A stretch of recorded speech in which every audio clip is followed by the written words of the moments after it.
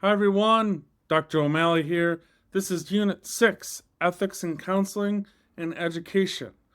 In the guiding question, how do we effectively translate complex ethical dilemmas in counseling into powerful learning experiences? I love this topic because your students are going to ask you tons of questions. They're going to ask you ethical questions and you're going to see them light up when you get to talk about your experience. Think about some of the tricky ethical things you've come across as a clinician and how you can tell those stories to light up students to think about how they can decide what the right thing to do is. I just think ethics needs a shakeup because real life ethics are ambiguous and complex. You're going to notice two things. Students are going to say, what's the right thing to do? And they're going to want you to give them the answer. Or it's going to be so ambiguous where they're going to say, it's so complicated, anything is right. And that's also not necessarily true. What we found too, and if you go read into the literature on this, you're going to notice that students continuously go with gut feelings. And as you know, our guts will sometimes mislead us. One of my favorite books is Justice. What's the Right Thing to Do by Michael Sandel. If you want to blow your mind over a weekend, check out some of his YouTube videos where he discusses ethics with his Harvard students. But why I love this book is because he actually puts philosophy to ethics. It's not just what is right and what is wrong, but what are the philosophical underpinnings that drive these things? In this book, I really love how he kind of starts with a utilitarian approach and will talk about the greatest good. Let's make decisions for the greatest good. And he writes it in a way that gets you on board. And then he flips it on its head where he gets you to see, well, we also need to consider the individual rights of people. And then he talks about libertarianism as a philosophical underpinning. And he writes in a way where he gets you on board and flips it on you where you're like, okay, that at the extreme also has issues, and we have to consider that in the context of the greater good. Why am I bringing this up? Because so much of our ethics needs to have and does have philosophical underpinnings to it.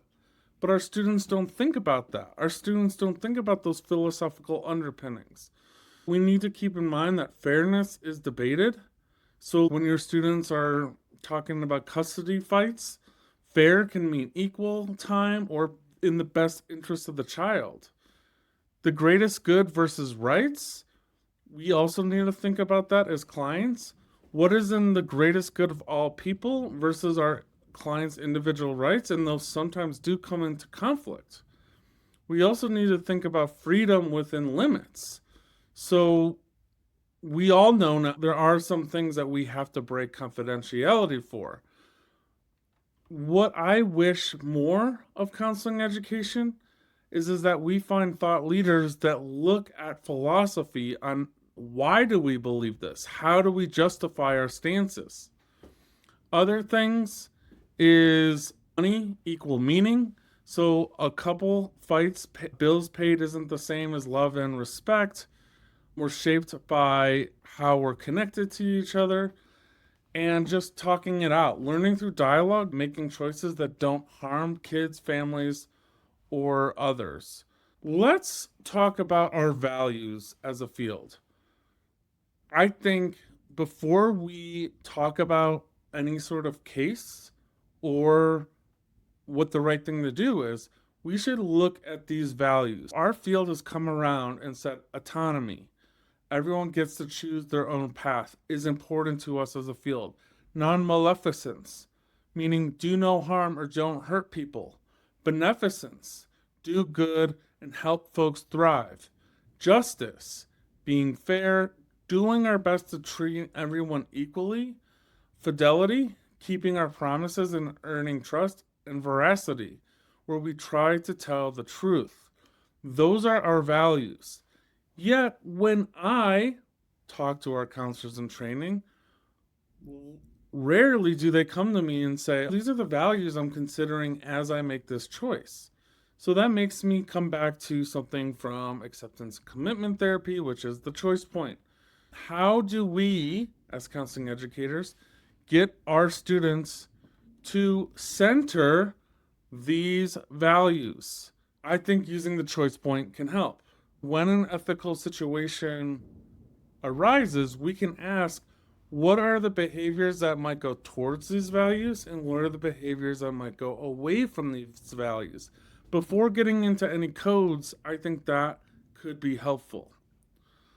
The other thing that I do love is the Foster, Miller, and Davis ethical model. In this, and I'll show you the slide, there's these 7 steps. First thing you do is identify the problem, then apply the ACA Code of Ethics, then determine the nature and dimensions of the dilemma, generate potential courses of action, consider the potential consequences of all options, determine a course of action, evaluate the selected course of action, and implement the course of action. I think what's important to think about is that this is just one of the ethical models folks can use. It's one of the more go-to models because it takes different models and blends them together, but that's just one of the ethical models. But having students first think about that choice point and then go into an ethical model, I think can help them make better decisions. Now, I want to talk about the power of storytelling and specifically case studies. Your students, you will see them light up when you speak to your own experience. You want to think about changing details so nothing can get back in terms of breaking confidentiality. And you want to maybe take some other things and blend them. Again, we want to protect confidentiality. But how you share case studies and how you share stories from your own experience can absolutely help your bring this to life. So, couple things. You can do case studies written like vignettes or paragraphs describing an ethical situation. With AI these days can really help. So that's one. Another thing that I like to do is speak from the first person. When I was a new counselor, one of my clients did X. And then I leave them hanging and they're like, well, what did you do? And then I'm like, well, what would you do? And then I get them to think. And sometimes I'll tell them what I did and sometimes I won't, but I'll leave that to you. And don't shy away from the emotional content. If the case is heartbreaking, it's okay to let them know. For example, I share with my students that I had a case in which I was put on the stand and the pressure was on me and it was coming down to me on whether someone will be able to keep their child or not. It's a lot of pressure, right? That's going to hook students to really pay attention. So you want to think about that. Lastly, I want to talk about different things that you can do to bring learning to life. So you could have students journal based upon the experiences that you have them do values checklists, or think about autobiological, have them write their own self-story and how they've come around what's right to them, reflective discussions, and things like that. So I want you all to think about how you're going to help your counselors make ethical choices and how you'll continue to model that to our students. Thanks, everyone.